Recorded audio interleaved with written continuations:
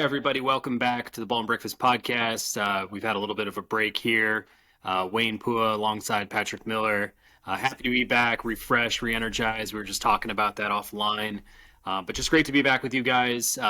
You're following along right now on YouTube. Give us a like, a subscribe, comment, as soon as you've gone through this video. Check us out also on Apple Podcasts, Spotify Podcasts. We're on Instagram if you want to check us out at Ball and Breakfast. And if you guys are out there working out, getting a good game in or workout, whatever it could be, you just want to bulk up for the end of the summer here into the fall before you fill your bellies with deep dish pizza and burgers for game day. Check out Titan Nutrition. They're currently, one of our sponsors. They're going to provide you 10% off on, their products, mainly protein and other sorts of, supplements. But you can find the link below for our personalized link, and they'll also provide free shipping for you. So check that out. Great products and just, wonderful sponsor so far for us and the show. Without further ado, we're going to dive right into baseball. It's been a little bit of time since we've talked to our old friend, but we just got through the trade deadline. Lots of big names moving around, even a ton of minor league movement for some teams, but Wayne and I are both going to talk about our winners and losers for the deadline, and then we're going to segue into, with all of that, what do we think for the rest of the season? What are we thinking about in terms of, the playoffs, players to keep an eye on, etc. So without further ado, I'm going to turn it over to Wayne to kick it off with his first winner of the trade deadline. Yeah, thanks, Pat. So my first winner, I gotta say, it's a little bit of an under the radar. I like to be a little bit weird and unconventional sometimes, but I feel like, when I saw kind of what the Miami Marlins did, I was intrigued. They are in contention, even though they really didn't have too many prospects of being in contention this season. But, they were basically, I think, had the approach of, hey, let's take some swings out here. So Jake Berger, who I believe is under contract or is controllable until 2029 or something like that. So pretty long for a player that's right now has 25 homers or something like that. I think he was top 10 in homers. So I think that's a great pickup. Get that bat. They also picked up Jake Bell as well, or Josh Bell, I should say, switching first baseman.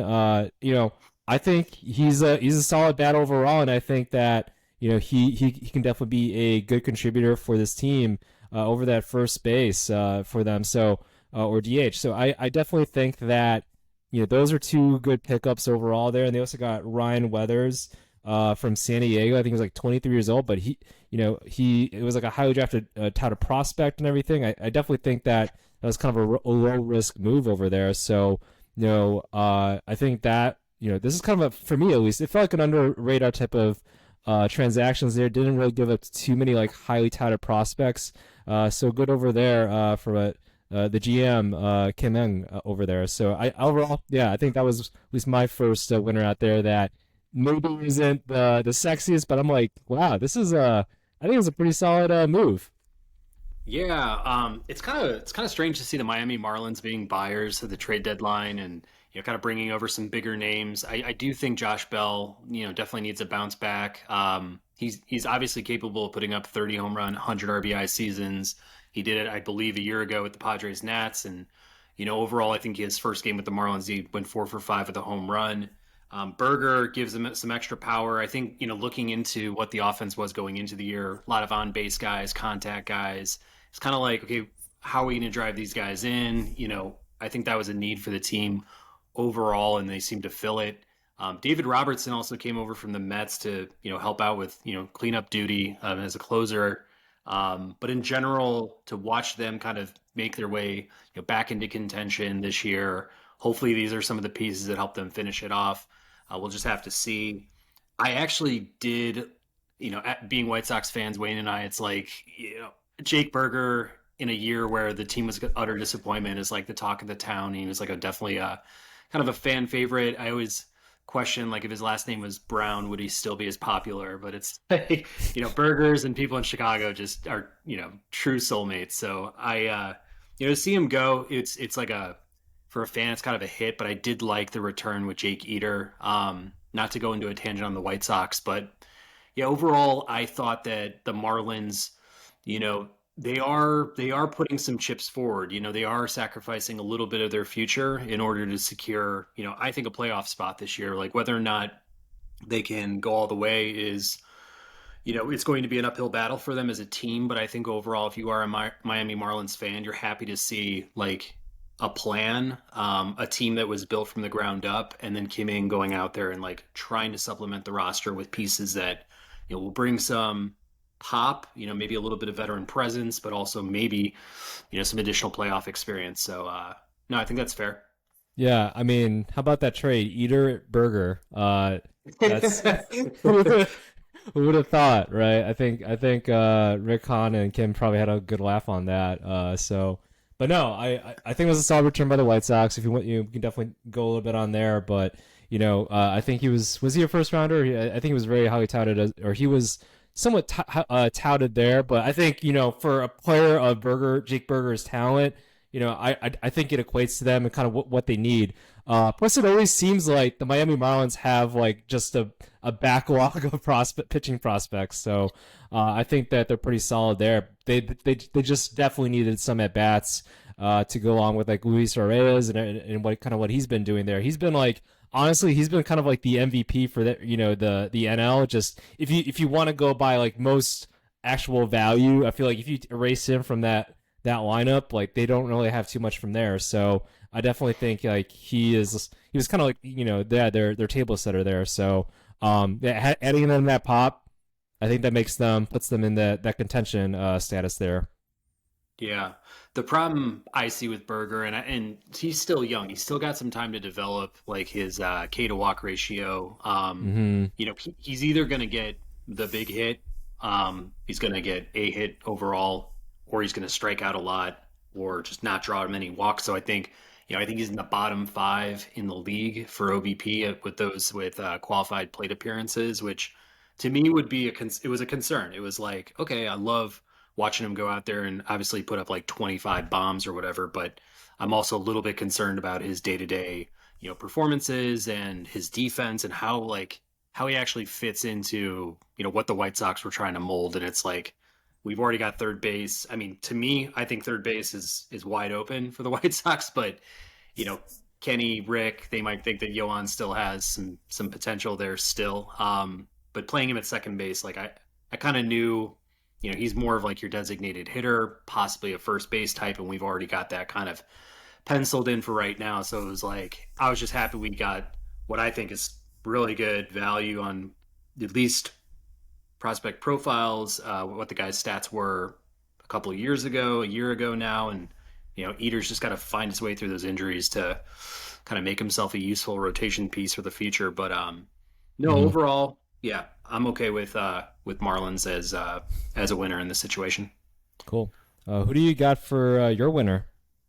Yeah, for my winner, I've got the White Sox actually.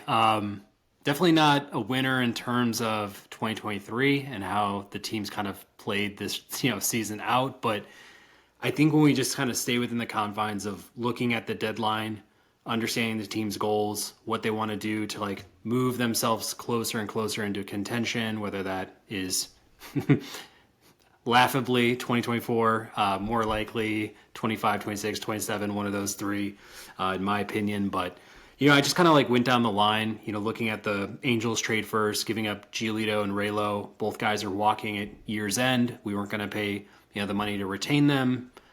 Given our situation, I don't think we should have anyways. And in return, we got Edgar Caro, top rated catcher. I think he becomes like the number 2 prospect in our system. They're talking, top 40, top 50 prospect in the game right now. That's amazing return for, a couple rental players. So good OBP skills, had a really, really nice season in Double A last year, had a, 300 average, 400 plus OBP, 17 home runs, 75 RBIs. Like that's something you can look forward to. I think he's stumbled a little bit this year, kind of working his way, in the higher minors. So, he's still 20 years old. He's got some time. Definitely needs to improve a little bit at catcher, but is serviceable from what I hear. So excited about him. Kai Bush is a lefty, second rounder, has a mid threes ERA in Double A. Lefty, I think he got blown up yesterday in his minor league start with the White Sox, but in general, he's dealt with some injuries. So, two guys that I think we get excited about as far as being depth pieces for our minor system. We moved over to the other part of LA with the Dodgers, gave up Lance Lynn and Joe Kelly, who have honestly this year been complete bums for us. Joe Kelly, I don't think he's ever had, a very good string of performances for us. He's either been injured or very subpar. Lance Lynn obviously was like near Cy Young type, status, I think, when we acquired him, and then had, I think, a season or two with us that were, very good. But overall has had a terrible year. Good, K rate per 9, but that's pretty much it. Again, 2 rental guys. We bring back the number 9 overall prospect from the Dodgers, Nick Nastrini. An MLB ready arm, they say. He has some control issues, but, in general, just a guy, I think, who really fits well into our depth in our minors, and hopefully an arm that we can bring up sometime next year, or, maybe at the end of this year. Who knows? Moving over to Kendall Graveman, give him up, get a first round, draft pick and a catcher in Corey Lee back. He's in AAA right now with a 280 batting average. Decent OBP. In general, they say that his catching ability is not very good. It's a little bit below average. So we're kind of looking at maybe a platoon guy, an offensive catcher that more or less has some pop, maybe off the bench or every other, game or so. But, I've heard some comps to like Zach Collins, which are not exactly what we want to hear as White Sox fans, but in the same sense, like we're building some catching depth here with him and Caro, a little bit of competition, maybe. They both play well off each other, and I think Corey Lee actually batted behind Andrew Vaughn in college. So Vaughn had a lot of good things to say about him, which is encouraging, because I generally trust Andrew Vaughn for some reason. I think he's got some great years ahead of him. He reminds me a lot of Paul Konerko, so hopefully he has half the career that Konerko did in that sense. But we talked about Berger and Eater. I'm excited about Eater just as far as at his upside. He's dealt with a lot of injuries in the minors so far, but still young. Overall 2.6 ERA, 160 minor league innings. That's outstanding.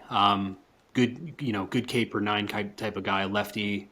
Again, just builds into that arsenal in the minors. And finally gave up Keenan Middleton to the Yankees, another guy who's going to walk, and we bring back Juan Corella, who has 11 Ks per 9 right now and a mid threes ERA in the high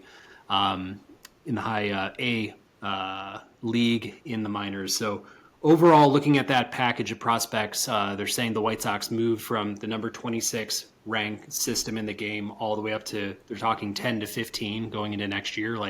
Outstanding job in terms of doing the trade deadline right.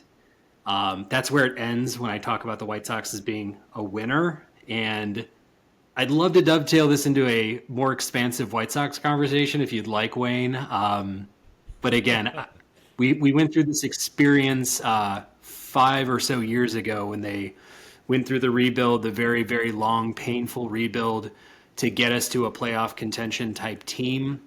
And the sad thing is no matter how nice this all may transition out to be with what we have on the team right now and on the pro level, what Colson Montgomery might be, and all these new guys, there's a part of me that just fears that yet again we won't spend at the right times, we won't drop the hammer, and we will drop the ball in some form or fashion if we keep the same ownership, executive team, development staff, scouting staff, whatever it is, together, coaches, etc. So I'm very cautiously, I don't even want to call it optimistic, I'm cautiously content with what is ahead for us as an organization. But how do you feel, Wayne? Yeah. Well, in terms of the hauls and such, we got really big hauls, when you were talking about I don't even know how long ago it was. It felt like it's been an eternity, right? When we traded, Chris Sale, Quintana, right? We got Eloy, Kopak, all these top prospects, right? But as you were saying, it's our development. That's the biggest thing. Our player development, how we manage the players being developed.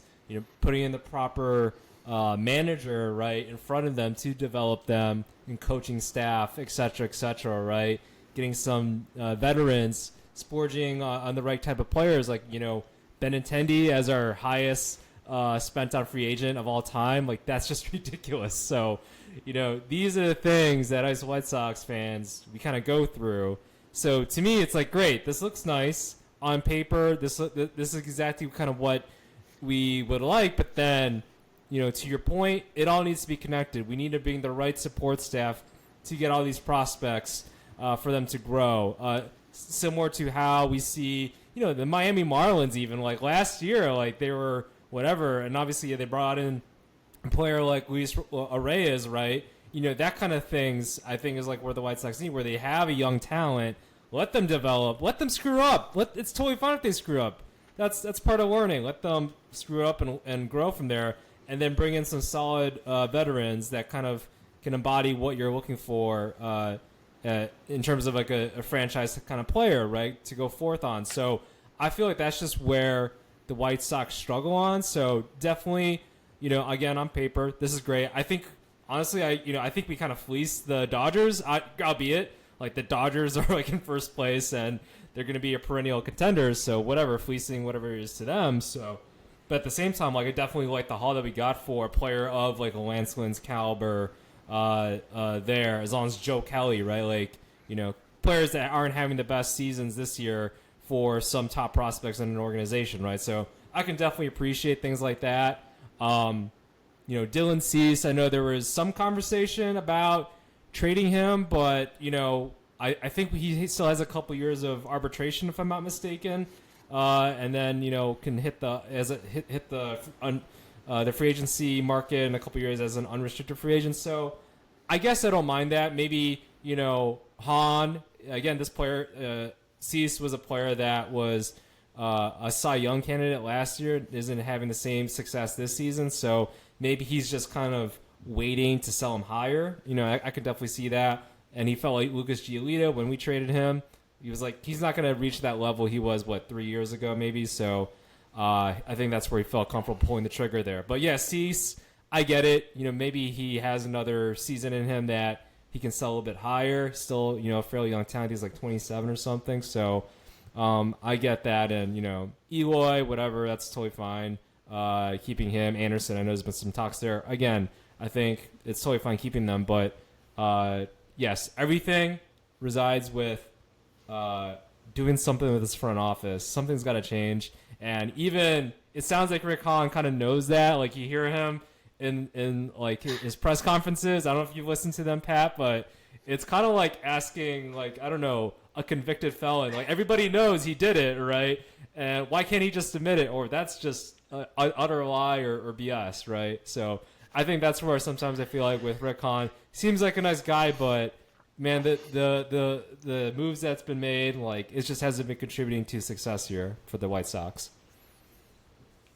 Yeah, no, I do think, listening to his press conference, it's like, he's talking about his encouraged, feeling kind of going into this like what he wants to call kind of a retooling, a reshaping, like we could be competitive in 2024. It's like bullshit. And it's just funny to me because, like you're saying, kind of walking around the question, kind of dodging the accountability question, like what his job status is going to be going into next year. And, I don't think any reporters really asked him pointedly, like, do you feel like you failed as a general manager? Do you think you'll still have a job, going into next year? But it's this like complete job security that a lot of folks within the White Sox organization have. Like, it is Kenny's security. It's Rick Hahn's. It's, Daryl Boston as a first base coach. He was, leading the base running and outfielding in last year's team, which both ranked dead last. So it's like, how did these guys keep their jobs? And, we don't know what's going on in the development department. We don't know what's going on behind the scenes with baseball ops analysts. Like, are they family friends? Like, are they former players? Like, if they are, Reinsdorf's probably retaining them. So, it kind of reminds me of Congress in a lot of ways. It's like the White Sox organization, it's like no matter what new faces you kind of bring in to be a representative or a senator, like the system is broken, So it's like if a system is broken, overall, it doesn't matter who's actually sitting in those seats. It's like everything's aligned for kind of failure or, just pure inertia. And it's just like, I don't know, man. It's frustrating. Like I watch, some other teams change over owners in other leagues, and it's just like I could just kind of feel maybe this sense of like relief, or this obviously new optimism, energy, and it's like I really do think that's what it's going to take. I mean, it's going to take Reinsdorf selling off, the White Sox, and maybe moving into a minority position, or maybe fully selling out. That'd probably be what I would think is his goal in all this, given how much he's penny pinched along the years here. So, in any case, super frustrating when we look at big picture, but looking at the deadline, when I just look at the X's and O's, I'm like, okay, White Sox, I'll give you, what I think is a winning, trade deadline performance. Yeah.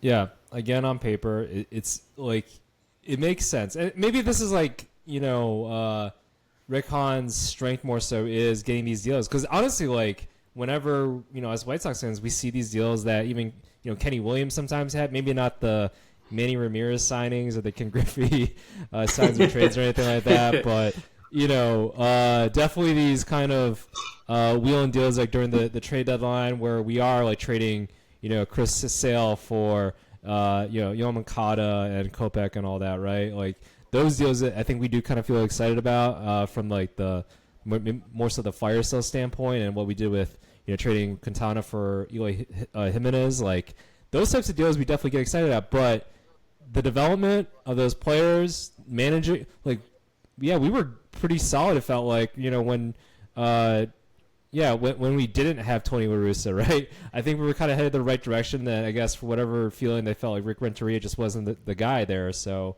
and then ever since then, it's just been, comical thing happen after comical thing that's happened, injuries, right? So, I don't know. I feel like this is the start of a kind of a little bit of a reset, or maybe retool, hopefully.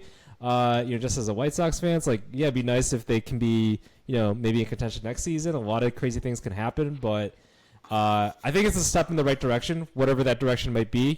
We are getting some pretty quality young prospects. Lance Lynn and again with Joe Kelly. I think that was definitely a solid trade. I'm very excited about that one. So overall, I think, yeah, White Sox. It definitely feels like we won, but it definitely also feels like we didn't win at all, or we're still going to be reverting back to kind of our old ways here now.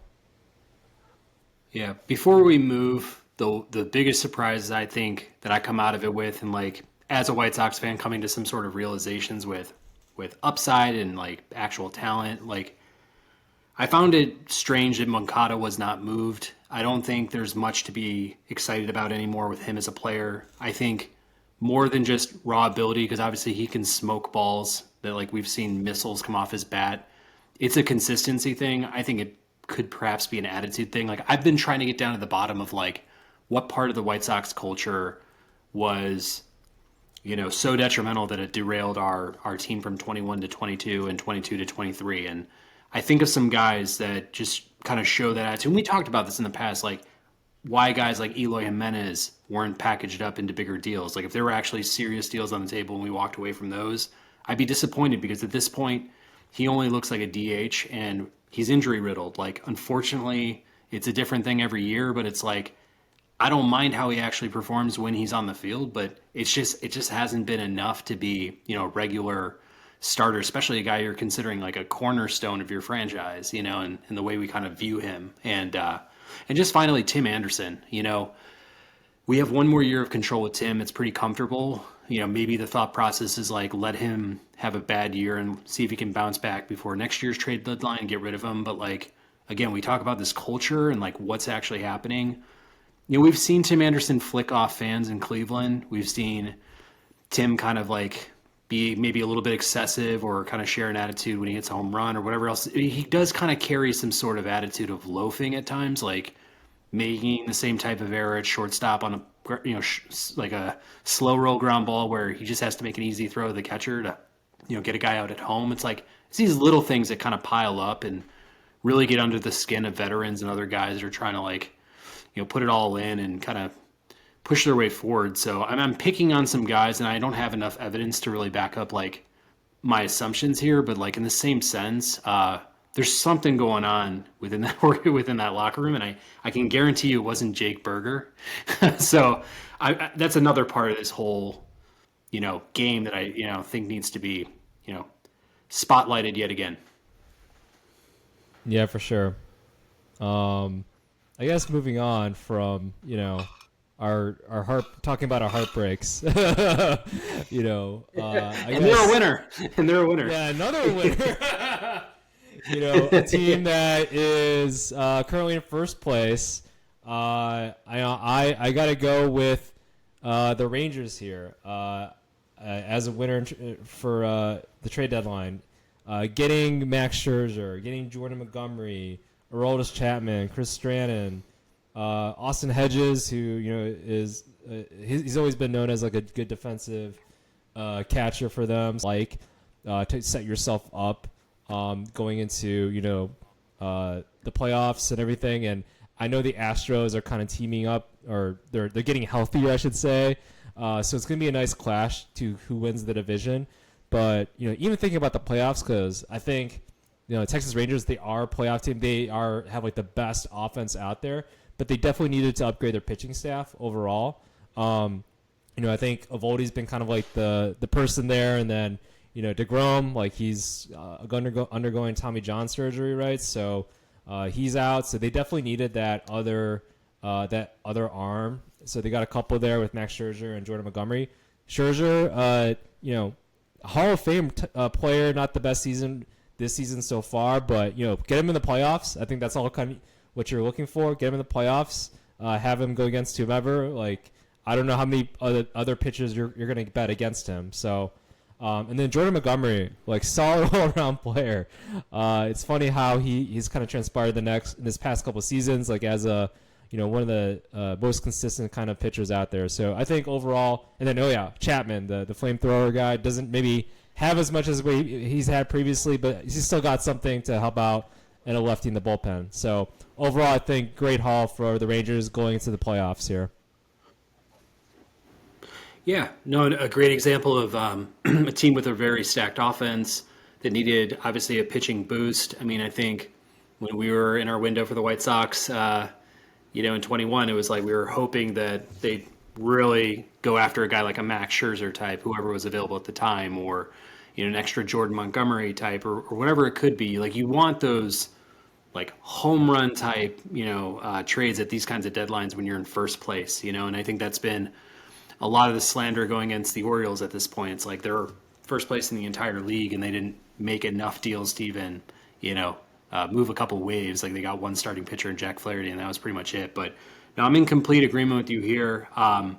Scherzer, you got John Gray over there. If Eovaldi can get back, obviously, like that's huge as far as like setting up a playoff rotation. They got the best offense in the game, have put up the most runs, have the best OPS, RBIs, etc. It's like that's a stacked team. Maybe your bullpen's what you worry about most going into the playoffs, but overall, I think they've done what they needed to do to get themselves into a pretty nice spot come October. So I'm on board with you there.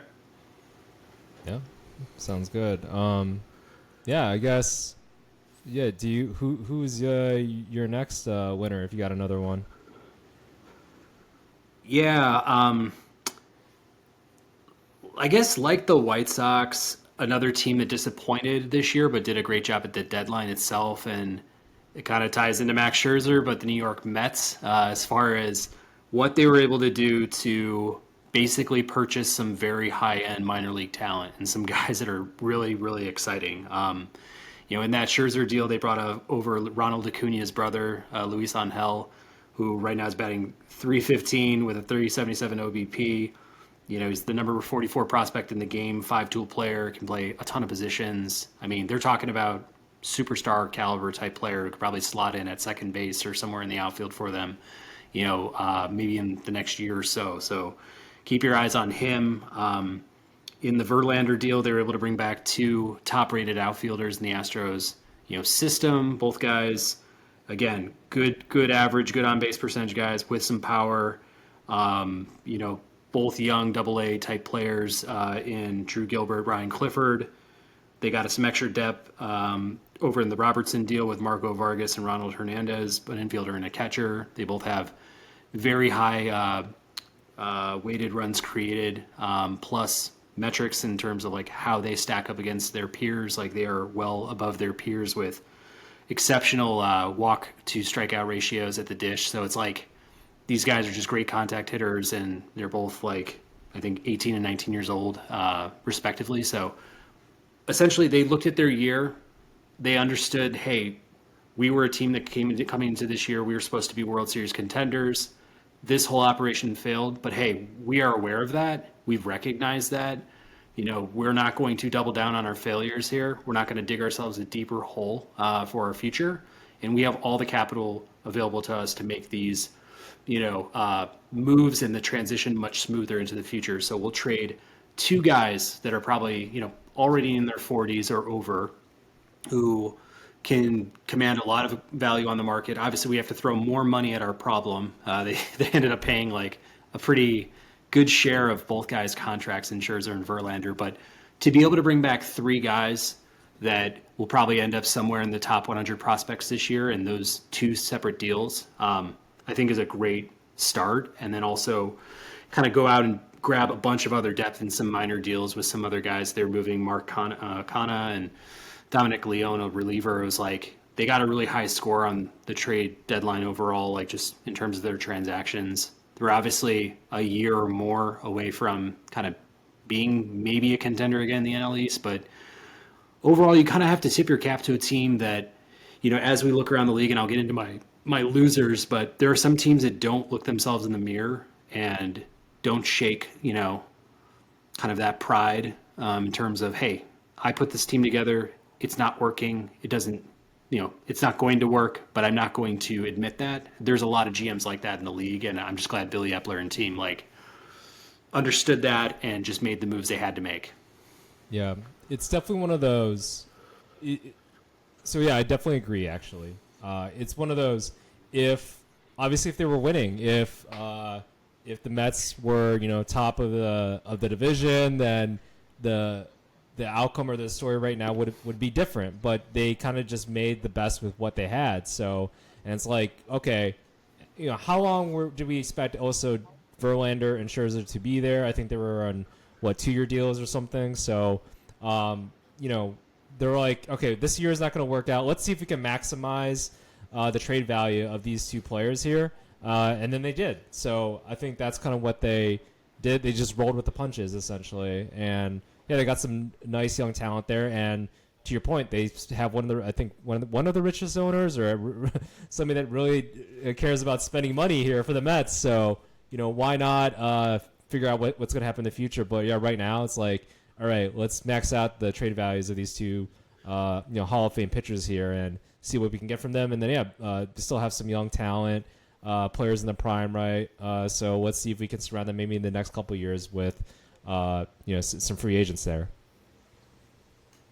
Yeah. I mean, one analyst, covering the deadline pointed to it and saying, like, the guy is going out and he's buying prospects. He's going out and he's spending money to pull over prospect talent that is going to be controllable for many, many years. And if really money is no object, you can obviously, once you build a core that kind of moves up, is ready to kind of be your next Braves, your next Blue Jays, your next White Sox in a way. You then go out and supplement with some real core, veterans and high price free agents. And there you go. You got a playoff team and a good mix for the future. So, just to me, smart on them. Although, again, we talk about like winner of a season, like they definitely fall in the losers bracket in that sense because they just had a rough go of it. But yeah, overall, I guess those are our winners. Wayne, do you have a first loser to kind of put on the board here?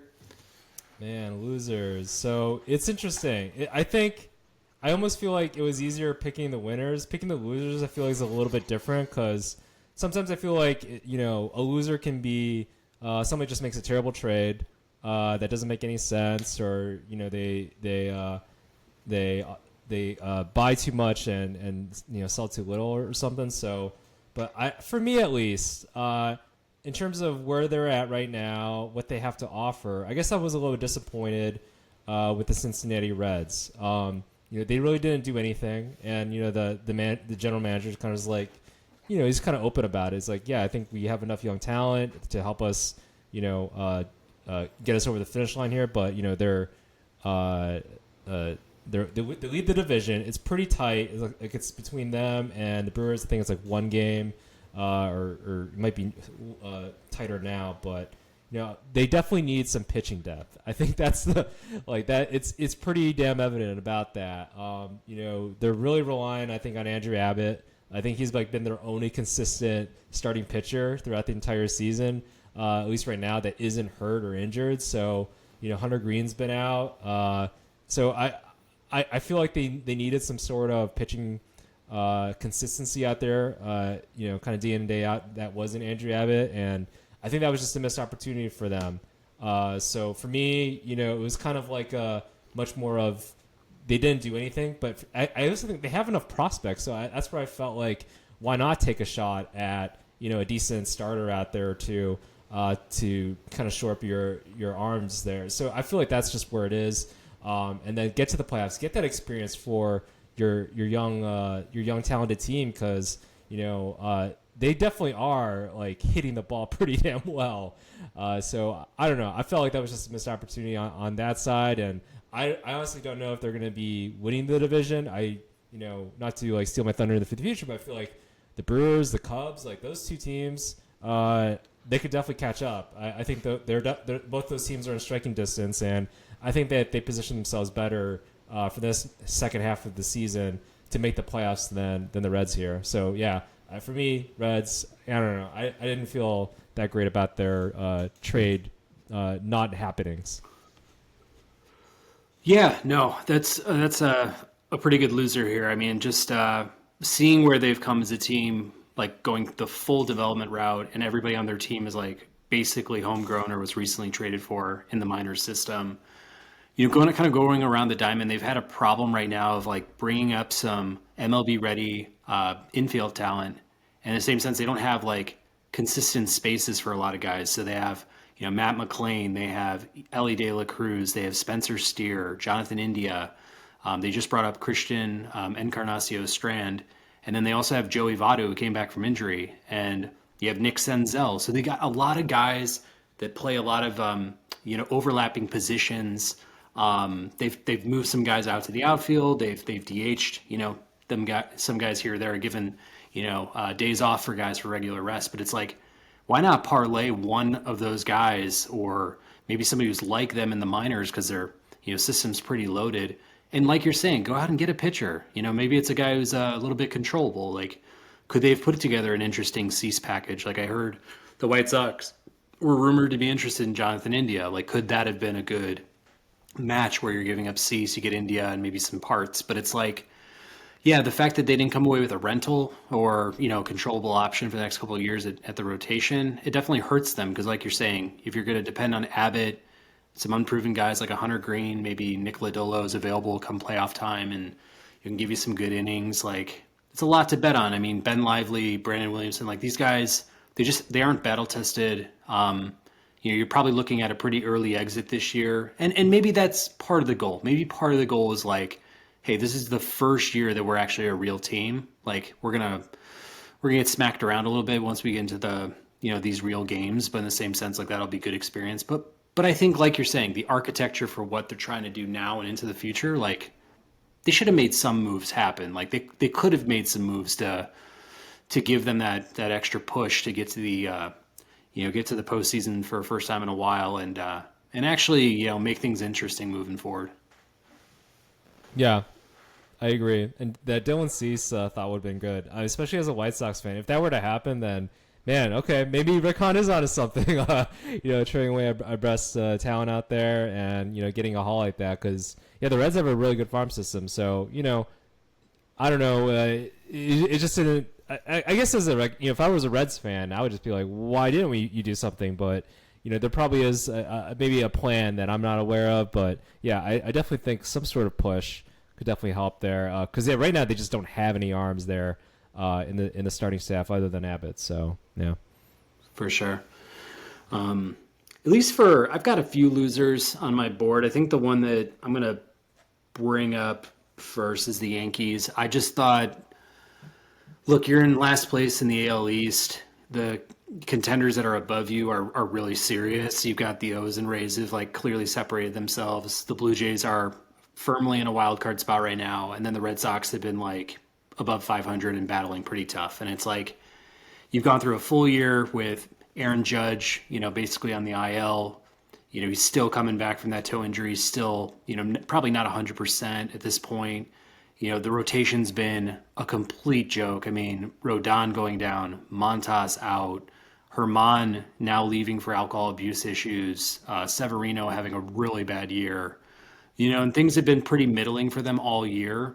They got guys like Severino, Kiner Falefa, who could be a good utility player for some other playoff team. Harrison Bader's actually had a really good year. And then Wandy Peralta's a lefty in their relief corps where it's like, hey, you could get a lot of great talent here to like, I honestly think like those four guys could net you maybe 2/3 or half of the package the White Sox or the Mets got and like get you into a decent position next year to like, hey, you got some fresh faces in there, some new young talent or whatever else you could have brought back over, new look at the team. It's just kind of, again, now you're going to let all those guys walk and you're actually trying to go for it, and the only move you made was Keenan Middleton.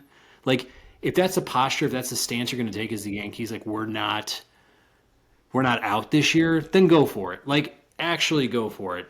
Go for Verlander, go for Scherzer, go for somebody else. You got the resources. It's just like this whole in between thing, and then just kind of sitting on your hands. It was like, well, you didn't do anything either, and you're just going to watch all these guys walk out the, door unless you resign them. So just very confusing to me and very un-Yankee-like, in my opinion. Yeah, I mean, they're usually like the fun people during the trade deadline, I feel like, whether they are acquiring or, maybe even selling sometimes. But, yeah, it's, especially right now, again, maybe it's kind of the inverse of what the Mets did, right? The Mets, they were like, okay, we're not going to be winning a championship, and that's like the kind of the thinking. I feel like that if you're a fan, right, you're going to say, or maybe that's where the fans, I should say, they kind of middle things with, where the GM needs to be kind of cold blooded, and I think that's where you kind of want what Epler was like with the Mets. It's like, hey, we're not going to be winning anything this year. Sure, we had some high expectations, right? The Yankees had some high expectations, coming into this season. We're not meeting them. We're probably not even going to make the playoffs, or it's going to be really close. And even if we do, it's just not going to be our year, and we just got to admit it.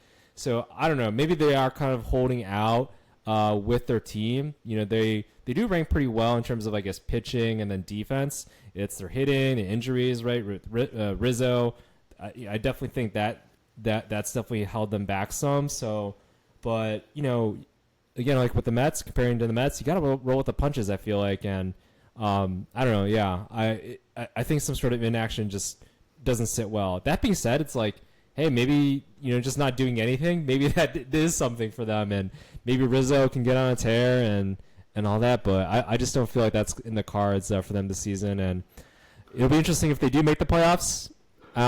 Maybe they sneak in. It'll definitely be tough because they're in a tough division. So, if I were them, maybe I would sell. I just think that maybe Cashman's just kind of holding out. So, yeah, because they're only getting older, too. So, yeah, they're kind of in an in-between spot. I think they're, they've got a shot here at the wild card, the very, best in my opinion. But it's like, again, this doesn't look like their year, and it's just confusing. So, definitely a loser there. Yeah. Wayne, did you have another loser? Yeah, another loser.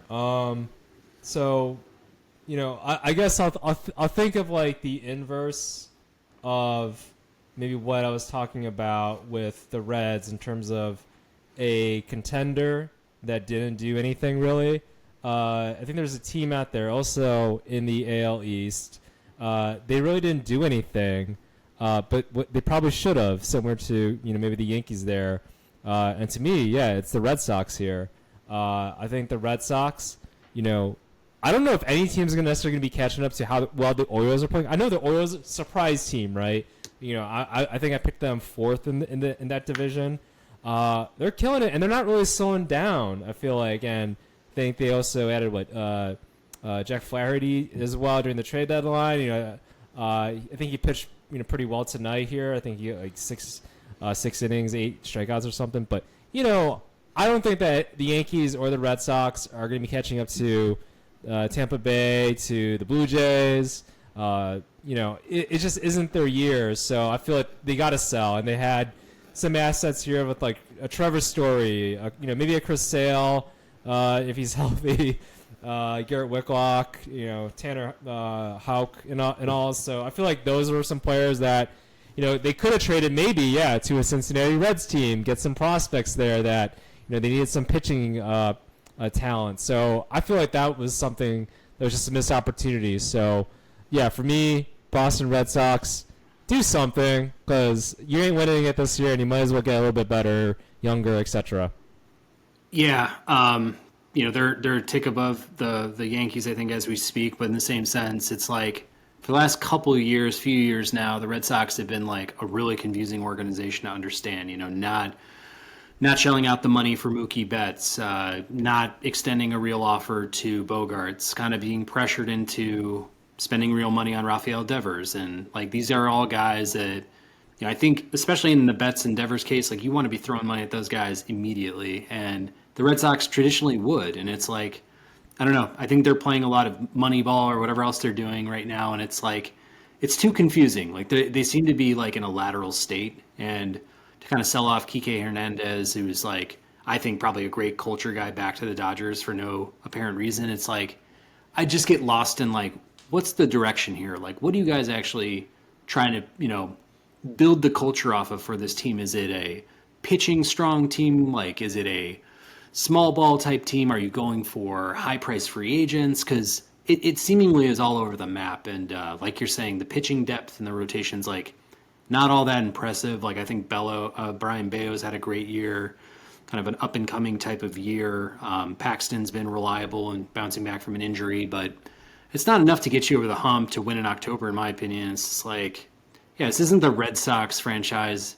Again, like with the Yankees, this isn't the Yankees franchise we're familiar with. So we're definitely in a new era right now. Yeah, I think they need to get over the whole we're the Red Sox, Yankees, and just deal some of these players, get a little bit younger, and get some more flexibility and control with the players too.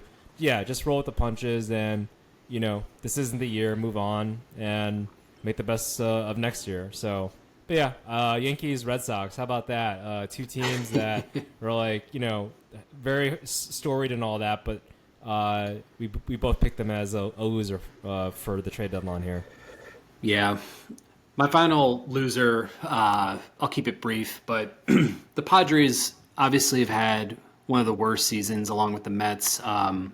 Yankees as well. Like probably maybe, Yankees at least are showing out a little bit above 500, but just a year that is completely forgettable based on the expectations. And I just realized like we're going into the final year of Juan Soto's contract next year, and a team that's under 500 right now as we speak, to be buyers at the deadline is very head scratching. Like they brought over Garrett Cooper and Scott Barlow from the Royals, and it just seems like they want to be in the game. Like they're trying to bolster their team as best as they possibly can, but in the same sense, it's confusing. Like, is it G-Man, Choi, and Rich Hill really going to pull you over the hump of where you've been? You kind of been very mediocre this entire year, and to me, it doesn't feel like it's going to be their year unless everything breaks right from here on out, and like they can get into a wild card spot and just riding a hot wave, because they definitely got the talent on paper. Like nobody's really disputing that, but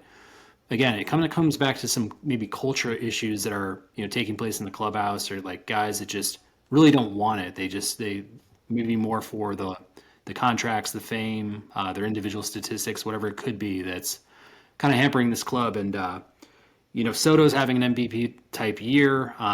He's obviously one of the most touted players in the game. I just feel like, given where they're at in their current window, and you lose Soto, you're not dead in the water in terms of offense goes. And Could you just imagine the splashy type of package they could bring back with one postseason here to go if you acquired Soto and then another full year before free agency? Like you could get some value off that if Dylan Cease is going to could have brought back some real value for the White Sox. Like Soto unquestionably could get you, I think 3 blue chippers at the very least.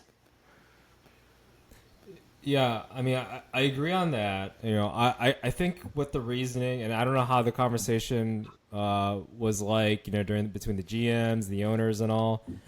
Um, but it might have to do something with this whole run differential thing. Honestly, like they're plus 75. Like they're one of like the top 10 in terms of run differential, I believe. So it's like, how are we not winning? Like the data says this, right? So. I think they've lost a lot of one-run games, from my understanding. They've lost some late inning games or some extra inning games. So they've been like the opposite of like these scrappy teams out here, like the Marlins and all. Who I think the Marlins, they got like a minus something, I believe. Miami Marlins, they got minus 26. Yet they're 6 games over 500, looks like, according to this ESPN standings here. So, I don't know. Yeah, I think that's just how the conversation went. Hey, look, we have, going into the season, we both picked the Padres to win the whole entire thing, I think, right? Or at least go to the World Series. And, on paper. No, win it all. Win it all. Yeah. On paper, like, this is the best team out there. Best pitching staff, best like, top to bottom lineup and everything. Like, how can they not? So they're having like this anomaly of a season, I guess. They're like, hey, let's go for it. Let's stay the course. Things will even out according to the data, right? So I think that's the reasoning. Now, do I agree with that? And is it maybe that can be the best decision? Are they going to regret that maybe later? I don't know, but I think that's kind of what that they were thinking. But to your point, Soto, 1 year, man, that's tempting to kind of get rid of and see what type of, controlled players you can get or prospects you could have gotten from that. So I think it's a bold move. Would I have made the same thing? I don't know. That's a tough decision there. But the Padres, man, that's just an anomaly season I think they're having right now. So, and yeah, maybe it is something with the players' attitude. The baseball guys just not liking it. I don't know. Too many bat flips. Something like that's happening. But yeah, I don't know. What do you think more so of now? With the Padres itself, it's like the combination of Soto, Tatis, Machado. When you look at like the character of those guys, like, and I don't want to get too much into the Soto character game, but I think like asking out of a great situation in Washington, like there was nothing really going wrong with Washington, to be honest with you. He just won a World Series at the age of 20 years old. He was 19 years old in that season, 20 years old in that season. It's like, okay, you're very young. You have 3 more years left. You're one of the best players in the game. And your team just won the World Series. And now your GM is one of the best in the game. And he's starting to build, a minor league system kind of, around you as a core piece, and like wanted, Soto obviously to be a part of their long, term plans and stuff. So it's just like we see this a lot in basketball when guys are asking out, and we have opinions of those types of guys, or like are demanding trades or want to be with contenders. Like this happening in baseball. Baseball is not basketball. You can't put 3 superstars together and expect them to immediately go to the championship because they're all in the same squad. Like you're 3 of 25 instead of 3 of 12. In most cases, 3 of 5 actually on the court. So it's like this idea of having like a lot of superstar personalities in one locker room, sometimes that can be too many. Like sometimes for baseball, like you maybe want 1 or 2 of those guys if they have big bravados. But like it seems like there's probably a lot of bravado in that clubhouse, especially guys like Tatis, who we know, steroid guy, big personality, like almost makes light of his steroid use this year, like when fans have been chanting at him. Machado, notorious, kind of, I would say like dirty type of player. Maybe not your best clubhouse guy. I don't think we're very well liked around the MLB. Maybe he's changing those narratives a little bit in San Diego. Now he's more grounded, but Hmm. Yeah, I think that's a huge part of this, and I think that's what's kind of leading them down this path. Like, I just don't think they're motivated enough. I think they just care more about themselves than they do, winning baseball games, and that can't be the focus of your team. Like, you need a lot of Hmm. team guys. You need like grinders. You need lights out pitchers as well. So my biggest thing is, let's say the Padres fail this year. They've kept Soto.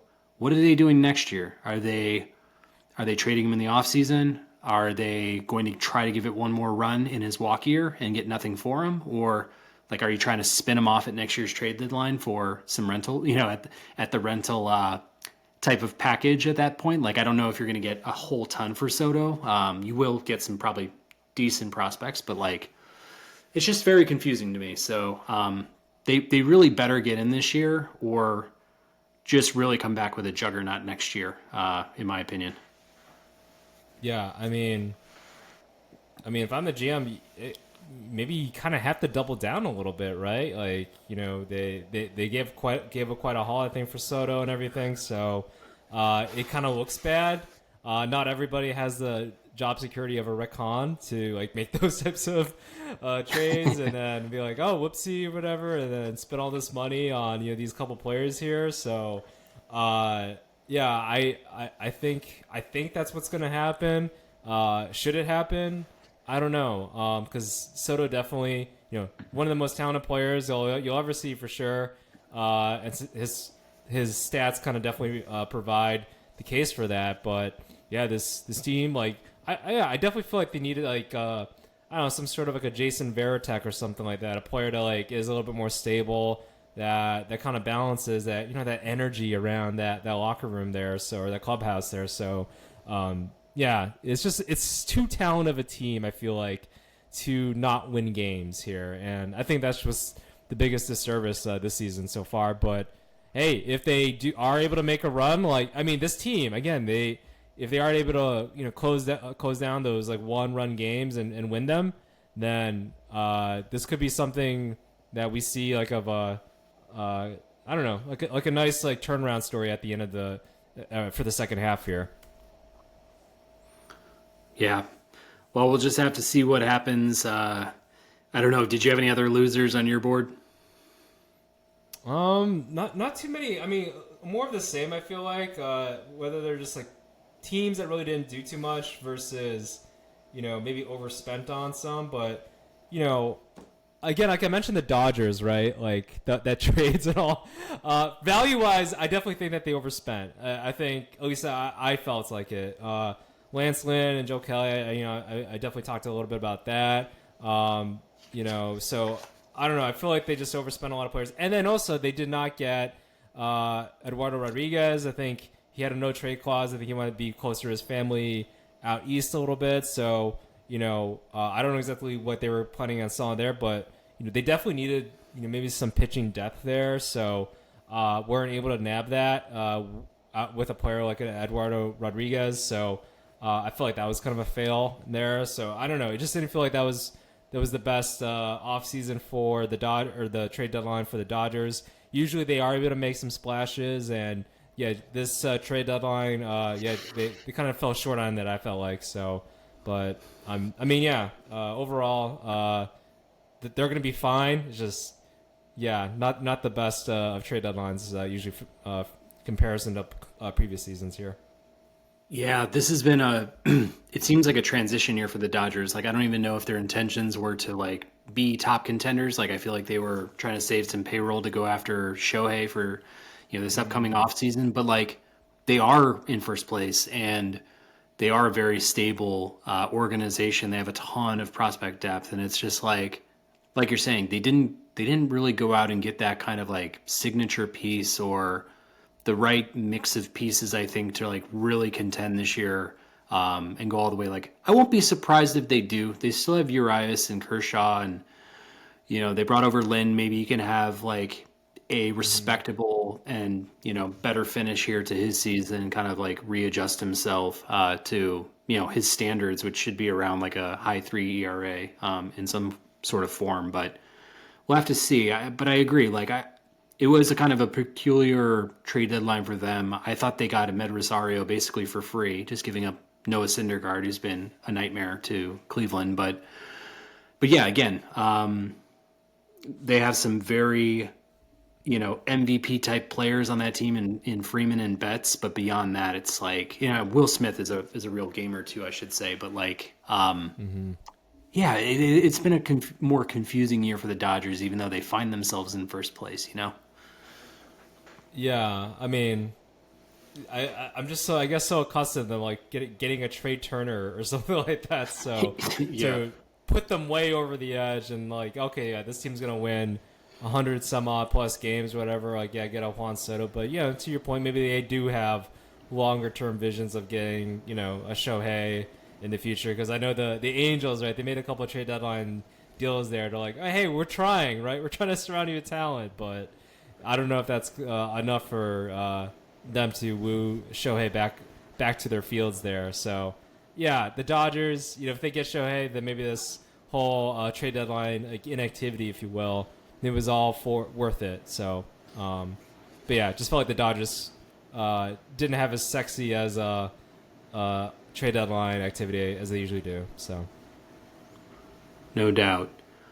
Well, I guess with all that, just like looking at the trade deadline, perhaps we can put a wrap on, the kind of the overall views of all the teams and their performances on the deadline itself. And I guess like you can take it in any direction you want, Wayne, but like as we, kind of inch closer and closer to the playoffs now, we're winding down on 2023 as a regular season.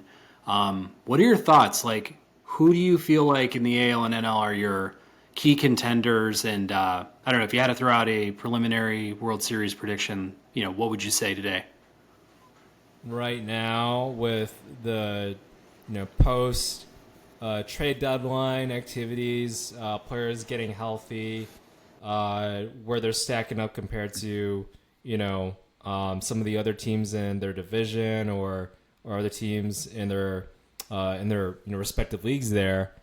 I don't know. For me, like coming out of the NL, I'm gonna join the bandwagon. I definitely think the Braves stand out. They are just humming along. I feel like probably have one of the most talented lineups in general, and then their pitching staff. They didn't make any deadline trades really. I think they got Hand here, and then yes, some other pieces. I think is it Nick Lopez, I believe Nicky Lopez. So didn't really make too many things. Just fine tuning with some veterans here, but I definitely think that the Braves stand out amongst the NL. We were talking about the Dodgers. Like, it doesn't feel like it's their year. They're just usually super talented, and but I don't feel like it's their year. I know the Giants. They're playing really well in terms of the record, but I don't know anybody that says, man, that Giants team, they're definitely World Series contenders here.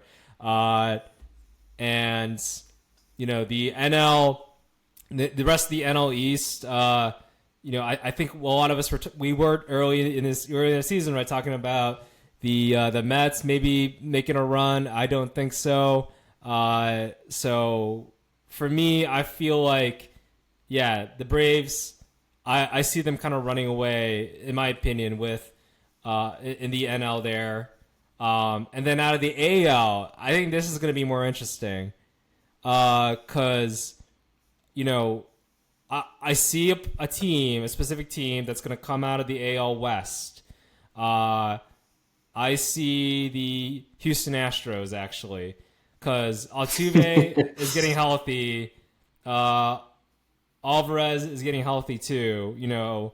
I think they're kind of approaching like, all right, we're healthy. Let's fine tune ourselves heading into the postseason a little bit. Maybe they should take some days and off here and there, but I think they're getting into that Astros mode, which is just the best lineup in baseball, right? So, and then they add Justin Verlander. They had some struggles with their pitching staff.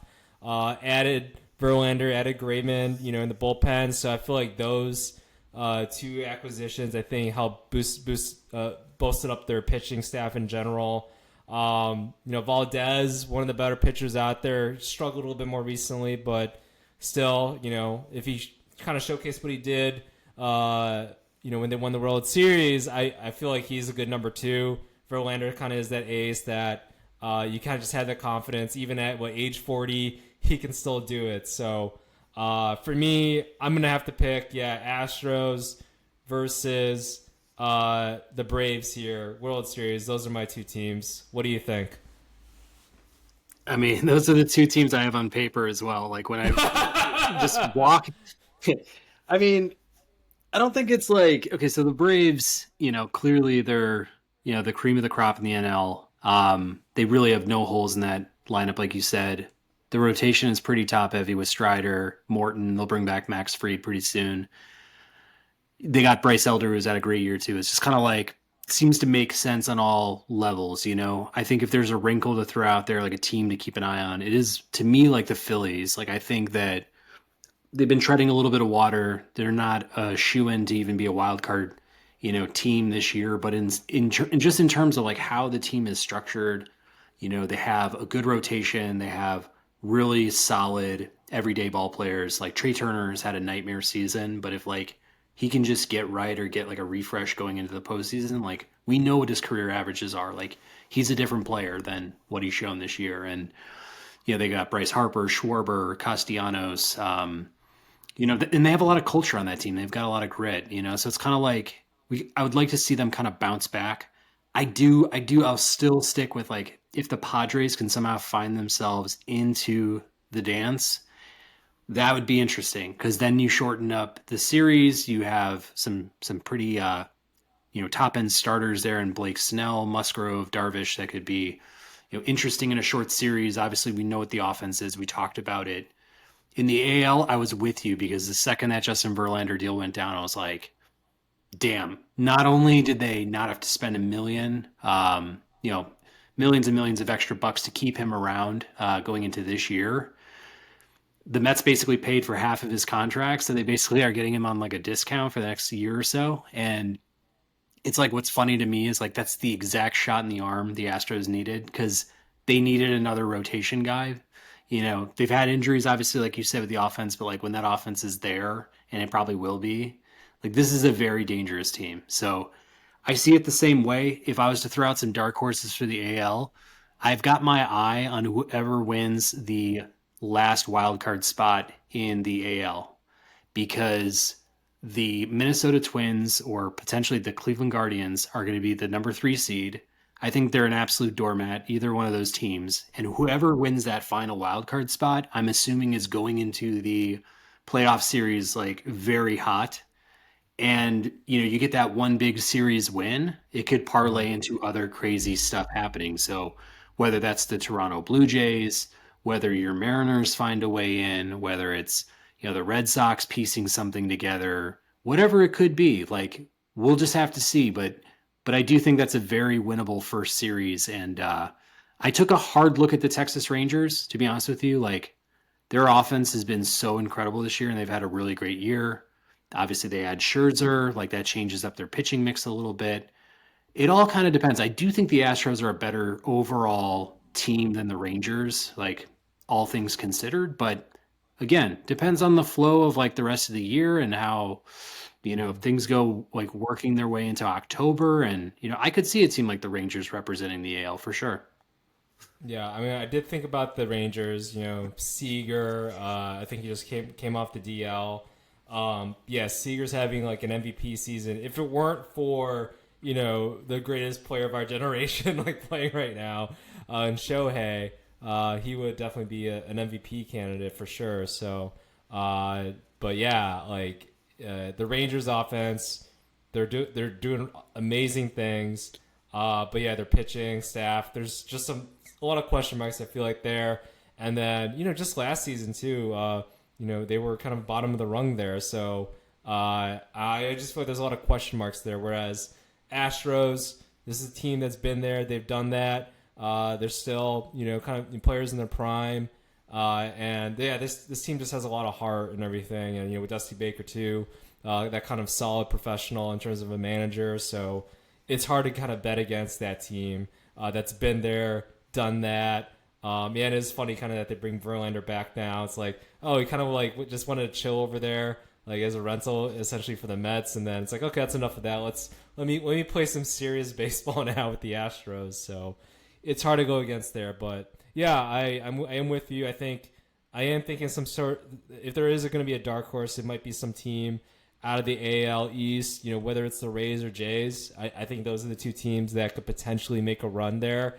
Rays, they've had that playoff burst for whatever reason, right? You look at the rosters like, oh, this is nothing, but their pitching stands out. They get that timely hits. I think this season their hitting's been pretty awesome, right? I think it's like there were maybe second or third, I think, in there in terms of runs. So that offense, and I mean, hey, the Baltimore Orioles, like I know we're kind of, I don't want to say talking past them because they're just young and nobody expected any of this, and rarely is it ever where you're like, oh, this is a young up and coming team and they just launched the World Series. That usually just doesn't happen, but maybe they definitely can because they do have some solid pitching there. So, but honestly, if I'm gonna bet, yeah, I'm gonna maybe look at definitely the Astros, and then maybe, I don't know, maybe the Rays. Actually, I might have them as my second team that could potentially make a run there to the World Series out of the AL. So My only thing with the Rays right now is I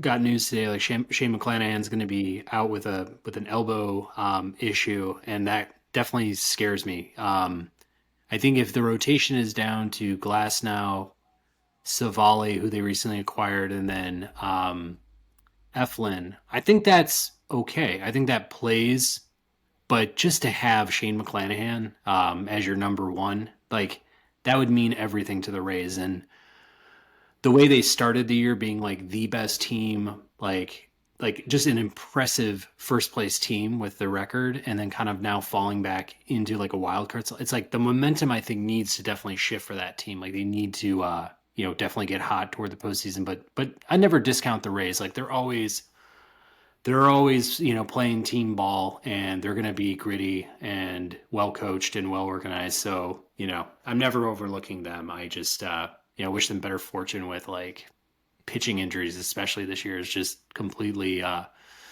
should have derailed them, but somehow they pushed through and they've persevered. So you can't overlook them at all. yeah, was it? They also lost. They lost several starters, I think, right? Like Rasmussen, I think they Jeffrey also lost. Springs, Yeah, yeah, so Drew Rasmussen, yeah, terrible. yeah, so several players there. But yeah, like you mentioned, if you have three decent starters there, then that can definitely carry on with, especially with that offense that's just been raking. I know they kind of took a step, or a Rosarena, like yeah, he's what. However, I feel like the Rays go, he goes right. So I think he kind of went into a drought. Yeah, this more so of late. So if he can kind of start raking in, I feel like maybe they are able to make that push. But yeah, this Rays team, I always feel like they're always in it, and they definitely have some experience, going to the World Series and kind of just making a run that nobody expects. I feel like so. For sure. Do you have any thoughts on baseball at large? I mean, baseball at large. I mean, if I were to pick a World Series winner now that I think we have the World Series kind of set up there, I mean, honestly, if it's Astros versus Braves, I mean, that's a heck of a matchup. But, I'm going to go Braves. I'm going to go Braves, actually. I I mean, if you talk about like the two most like maybe most balanced teams out there, I feel like this is definitely it. Uh, I think Acuna, like I don't know what other type of player out there is just so much more so exciting. Stealing bases, hitting home runs, MVP candidate. Like I think that's awesome, and then that pitching staff too. Kind of just one of the better, like in terms of top to bottom. Everybody kind of contributes there. So I'm gonna go with the Braves. I feel like they're not going to be as much battle worn out. Maybe not as many game sevens. I feel like out of the NL, and I think that'll go into their favor there. So I'm going to pick the Braves, win the World Series. Sorry, Padres, not gonna go with you here. So Yeah, what do you think? I'm with you. I'm with you. Today, I'm picking the Braves over the Astros as well. I think that you look at what Spencer Strider's come out and done here in his second season, completely dominating at times. Very impressive year overall. And like to me, you go Morton, possibly Freed or Elder after that, just in terms of the depth. Looking at that rotation versus Houston, like very comparable. But Verlander has been Hmm. susceptible to some big blowups in the playoffs in recent years, and he's definitely getting older. He's not, unfortunately, he was a Cy Young not too long ago, but in the same sense, it's like there's some vulnerability there. Framber Valdez is a very good 1B type of option for them. So that I don't know, it stacks up very nice. And Christian Javier's had a really good year in his playoff seasoned at this point, even though he's very young, but he underwhelmed in some contexts because I think a lot of people were expecting him to be like a staff ace and replace Verlander, and he never really stepped up to be that, even though he's had a solid year. So like I give like a slight nod to the Braves in terms of what they have 1 through 5 in the rotation, and then you stack up those offenses. Man, it's like a very slight nod to the Braves just based on the fact that like they've been completely healthy this year. Like all those guys have played to like basically their potential. Like Matt Olson is an MVP candidate along with Acuna. You still got Albie, Sean Murphy, Michael Harris has had an amazing second half. Rosario was carrying the team for a while. Ozuna was for another. It's like yeah, man, they're just loaded and primed for like a World Series run here. The funny thing for me is like these two teams have played in the World Series not too long ago and the Braves won, so it's like part of me is like will that psychology get into the heads of the Braves and could the Astros like tie up that rivalry a little bit or will the Astros actually fall back on their hands a little bit after winning last year's World Series because it is very hard to repeat, especially when you have these many great contenders going into it this year. So it's like I just feel like that pressure may allow another team to emerge and kind of win it all this year. Yeah, no, and I do like how you broke down. I think yeah, with Spencer Strider, like I don't know, I'd love to see him in the postseason, kind of what he can showcase there because he can strike out everybody, right? Uh, I guess I do have a question because I think there's a battle between in the Cy Young right for the NL now. Like Strider, he was my prediction, FYI, in the beginning of the season for the Cy Young. I just thought he was going to strike out everybody. I think he's got like, the fastest or quickest pitcher ever to like get 200 strikeouts in a season or something like that, right? So curious, pivoting off of our conversation with the with Spencer Strider and the Braves, but Blake Snell, he's having a marvelous season.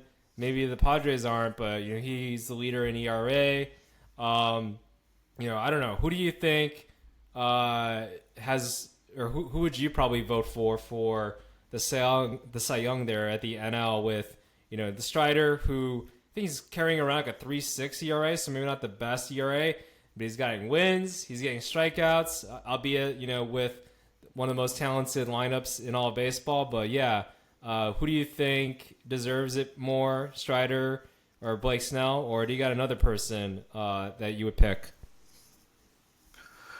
Here's what's tough for me. I think the way I might perceive, I mean, I always think ERA to me is like one of the best, simplest metrics of understanding like a pitcher's value. Like I know strikeouts are exciting and it's like I love looking at guys who have like a 12K per nine or they're just they get more than a strikeout per inning on average. It's impressive, but like when a pitcher is basically the best in his field in terms of like how many runs he actually gives up per 9 innings, that means a lot to me, especially when the sample size is very large. And Snell has definitely had a very large sample size this year, and he's down to 2 point I think 5 in that sort of range, whereas like you're saying Strider's almost like a run above that. It's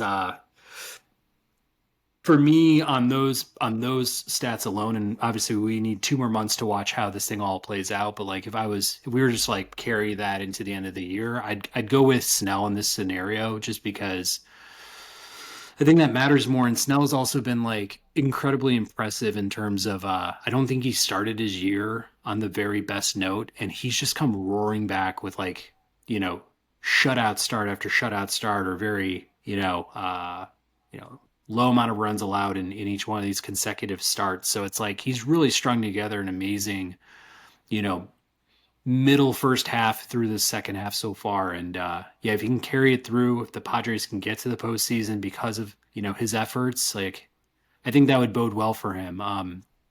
Taking nothing away from Strider, I mean, he could easily win the Cy Young. You know, like you're saying, like he clearly dominates in the strikeout category. Um, and he's been, you know, a staff ace for them for sure, especially with Freed out this entire year. He is almost like an MVP of their pitching staff in that sense, or, you know, could be an MVP of a pitching staff all across baseball, which maybe the Cy Young represents a little bit. But yeah, if I was pressed, I would probably go Snell. Yeah, I think my thinking is like if Strider can just lower that ERA just a little bit, like, you know, I think yeah, sure. If he gets to I don't know, maybe like a 3.1, 3.2, something like that, which very much so capable of doing that.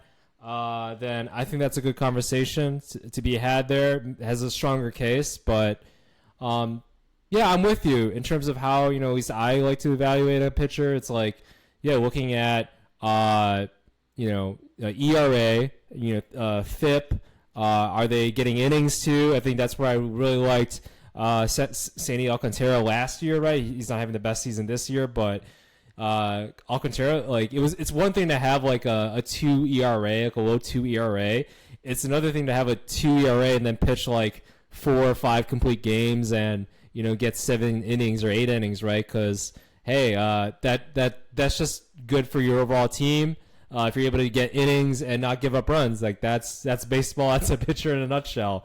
Whether you're striking out 10 or 12 hitters, or, you know, 2 hitters and or striking out 2 hitters and then just getting a bunch of like ground outs or pop ups, like outs to outs, innings are innings, and, you know, I think yeah, with Blake Snell, that's definitely been his strength there. He has walked a lot of batters. I think he's got like 60 some odd, which is kind of a little bit crazy. But if that's the only knock, he's still not getting people out. You know, I would probably favor him in terms of the Cy Young. But since I already picked Spencer Strider to be my Cy Young at the beginning of the season, I'm going to go ahead and probably take Spencer Strider here just for the sake of it. Yeah. I think an X factor that I'm considering here too is Justin Steele of the Cubs. He's basically won 12 games so far, 2.65 ERA, same amount of innings as Snell. I mean, he's been pretty efficient for them, and if they were to happen to squeak into the playoffs too, gotta keep an eye on a guy like that. Like, I mean, he's not going to make the front page news in a lot of situations when we talk about best pitchers in either league, but, you know, definitely cobbled together like a very impressive season. And I think if I was a Cubs fan, I'd be pretty excited about what's to come for Steele. Yeah. Not to mention an awesome name, but yeah, honestly, it's like if Steele, the Cubs, like that's where I'm, you know, at the beginning of the season again.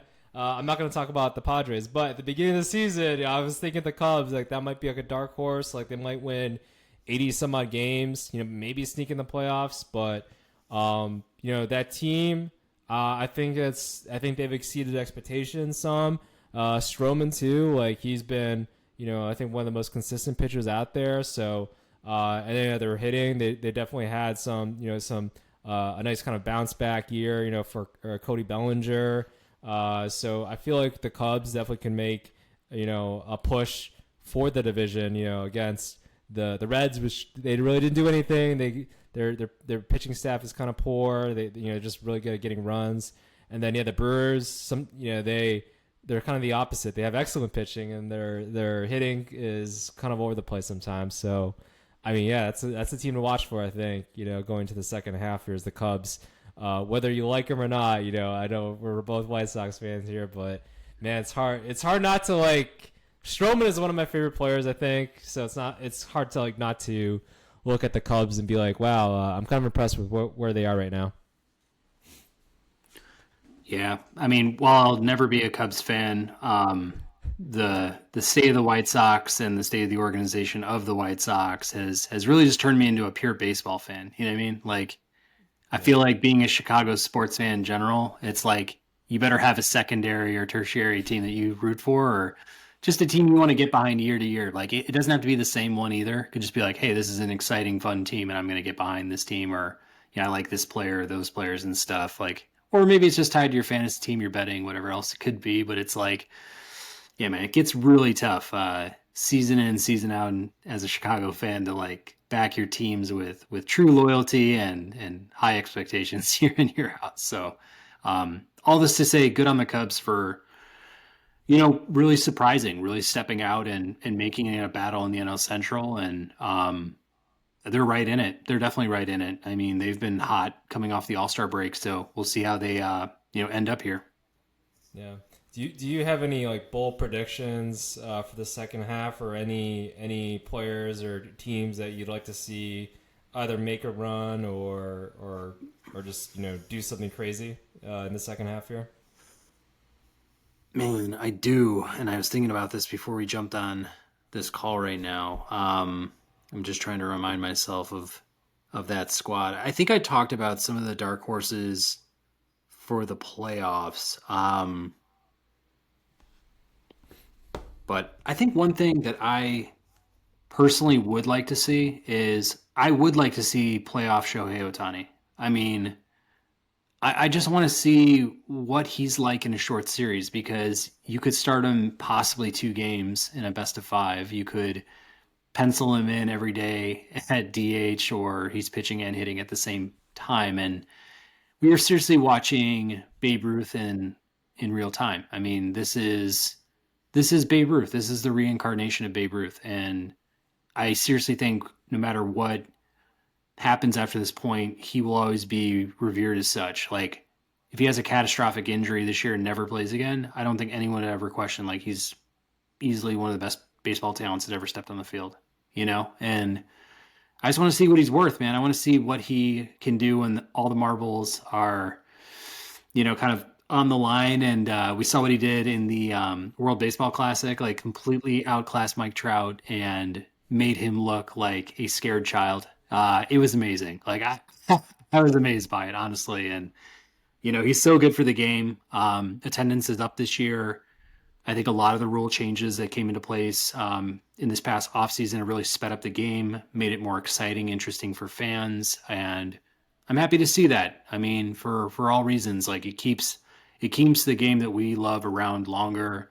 It celebrates it in a new way, and business is up. That's positive. Like I'm in support of all this stuff. So get Shohei in the playoffs. I don't know what I can say more about like the Angels as a squad, but I will say like if they are that 6 seed and they get to play the Twinkies or the Guardians, I think they're gonna tear them apart. So we'll see. Yeah, I mean, like the impact that that player has on both hitting as well as pitching is nuts. And him in the playoffs, like it'll be interesting. Like, would you start him on 3 days rest? Like, this is like the craziness that this that we're talking about. Like, that sounds exhausting. I feel like for any player, it's like, okay, you're gonna hit every single or you're gonna be a hitter, right, in every single game we play. But then also, yeah, you're gonna pitch on like 3 days rest or something like that. Like, is that could happen with a player like Otani? I feel like just rely on him. And that's kind of crazy to think about. And, he could win maybe 3 games in a playoff series. And then also, I don't know, hit like 5 homers. Like, that's just kind of crazy. I feel like, right. To have one player be able to do all that, play at such a high level. I mean, yeah, it's nuts, but I would love to see that. And, hey, if the Dodgers are trying to make a move this offseason for that, so that he can just be in playoff contention all the time, like, that's just nuts to think about, I feel like. Yeah. No, we'll just have to see. I'd hope that if he gets up to bat, they don't walk him in every single appearance. It feels like they're starting to give him the Barry Bonds treatment as we speak. So I don't know. We'll have to see, but yeah, I'm definitely eager for that. How about you? How about the same question you asked me?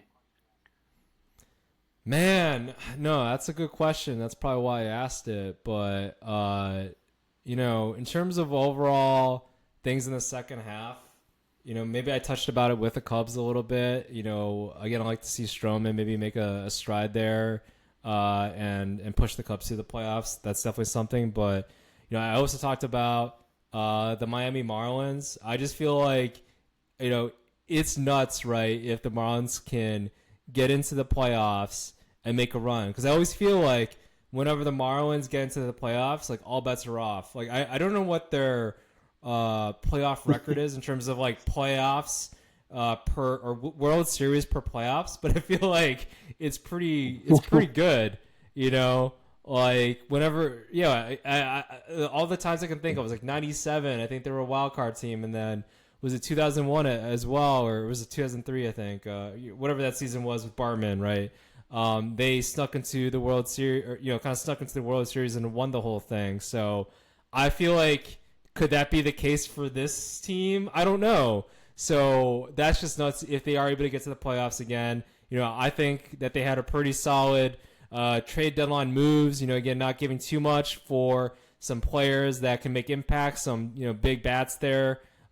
So honestly, I feel like that can be an interesting look out there. Again, it's going to be a fun division race there in the NL East. Maybe not catching up to the Braves, but if they can be that other playoff team, or with the Phillies, that could be an interesting thing that comes about. But yeah, I don't know. That Miami Marlins team, I feel like that could be scary, especially with Luzardo and then Alcantara, like those two arms there. I feel like they can do a lot of damage there. And then Arraez is one of the best hitters out there as well. So Yeah. I mean, for them as a team, if they were to somehow get into the playoffs, win the World Series, they'd have three World Series titles, which would match the amount of championships the White Sox have in team history. So, and that spans over 100 yeah, years. So, to yeah, think a team's been yeah. around for 30 years and might have, yeah. Good. No, I mean it's well. As I say, it's funny is that we talk a lot about Moneyball and the Oakland Athletics and everything, and like how they don't spend money, and yet they're able to, go to the playoffs and win stuff. It's like I don't know. The Marlins are pretty good at it. They're kind of playing the same game. I think they spent some money like during that '97 season, but then they sold it off everybody after that. But I'm like, they don't get enough conversation or credit. I feel like compared to maybe like the Oakland Athletics, they made a movie about it. It's like the Miami Marlins are kind of doing a very similar thing in here, but they're winning World Series. So I feel like why do you play the game to win the World Series and everything? So I don't know. I feel like they're not getting as much talk with regards to how that organization is able to put out contenders out there with a low payroll compared to maybe the Oakland Athletics. For whatever reason, Oakland Athletics, they just need to sell that team or move or whatever. It's kind of pitiful, honestly, that the team exists out there. So yeah. Right. I guess also with the Marlins, like Yuri Perez is one of the best pitchers, potentially coming up in this game. He's had an amazing season as a 20-year-old with their team. He's been sent back down to the minors to kind of like let his arm just rest. And again, like you were saying with Alcantara, Luzardo, you slot in Yuri Perez as your number three. Like all bets could be off, This could be a very lights out type pitching staff. They play small ball, get themselves, manufacturing some runs, game to game. Like, I don't know, man. Yeah, all bets are off in the playoffs as it is. I think this year will be incredibly exciting. Like, we talked a lot about the Braves and Astros up top, but like, it's not going to be an easy, pass through, I guess, in either league. I think there's a lot of, roadblocks there and a lot of twists and turns that come about. So always interested in watching baseball, especially. I feel like there's a lot of parity year to year and a lot of upsets usually take place. So should be a lot of fun. Yeah, I know it's gonna be exciting. I'm looking forward to. I'm looking for playoff baseball, but yeah, even this second half of the season, just moving up to the playoffs, that's gonna be fun, intense. There's probably gonna be some heartbreak, and I think we were talking about the beginning of the season, like teams like the Reds, right, where none of us predicted them to be where they are right now. I may have predicted like the Diamondbacks maybe making some sort of a run or improving it based off of last year, which yay. But I didn't see the Giants. I thought the Giants were gonna take a step back. They have 60 wins I think right now. So no, it's just unpredictable. Kind of just what's happened, what's transpired, and I don't know. We'll see. Yeah, if the Padres are able to make a run, I don't know because I know we both predicted them to have better seasons, and their run differential definitely kind of pushes for that. So yeah, it should be interesting. I think to see where everything kind of lays out for this rest of the season. For sure. Well, that's basically our baseball overview.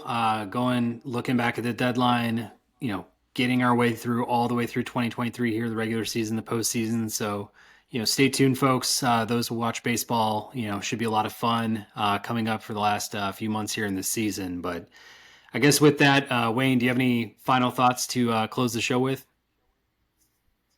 Yeah, I think I have one final thought. This Barbie movie, it's gotten a lot of press. In my opinion, I don't want to be all political or manosphere hate or anything like that. It's just fun. Go watch it. Like enjoy Pink, whatever. It's a nice, fun movie out there. I feel like I think people today are just too serious or feel like they're always being manipulated about things. It's just fun. It's a fun movie. Go watch it, enjoy it, have a drink, whatever.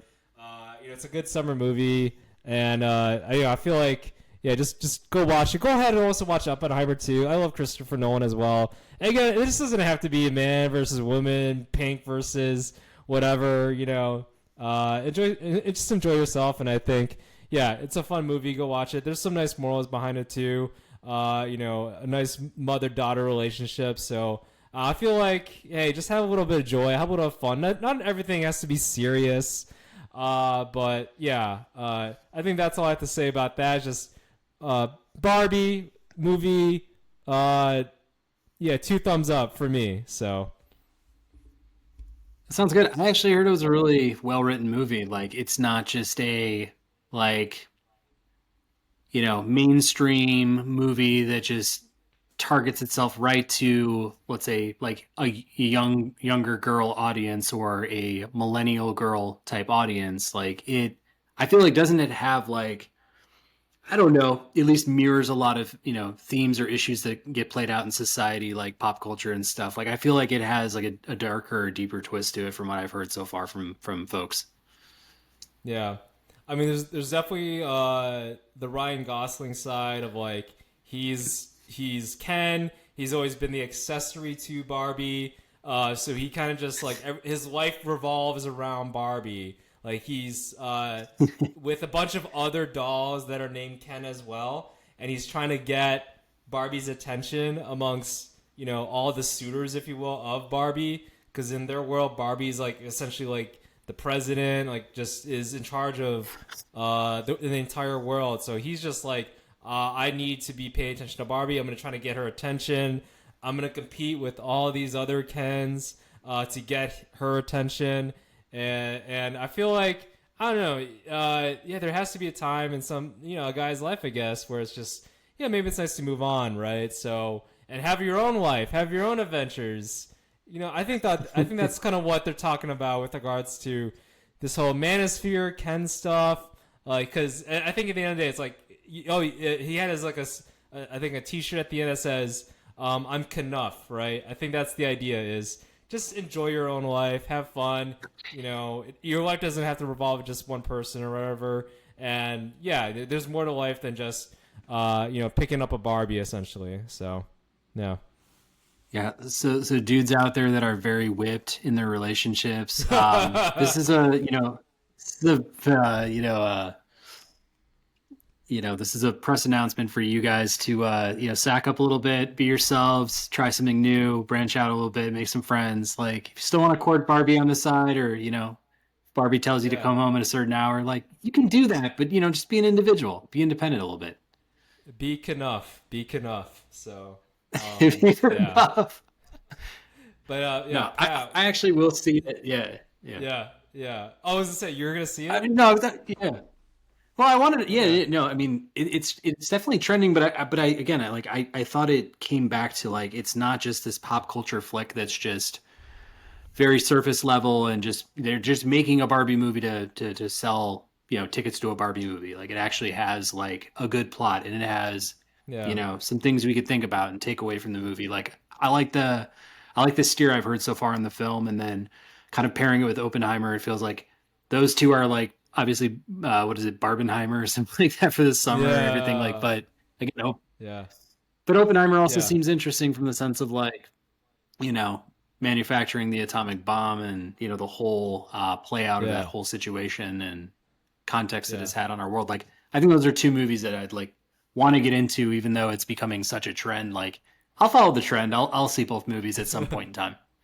Yeah, and I don't want to spoil anything more with regards to Barbie, but I feel like, at least to me, it definitely like speaks to also women in the sense of, yeah, there isn't just there is more to life than just like pursuing a career or sensing power. So again, this whole manosphere stuff, I feel like it's overplayed, right? Like, yeah, women can do awesome things and achieve things, and also have a family and have a normal life, if you will. They don't have to always be.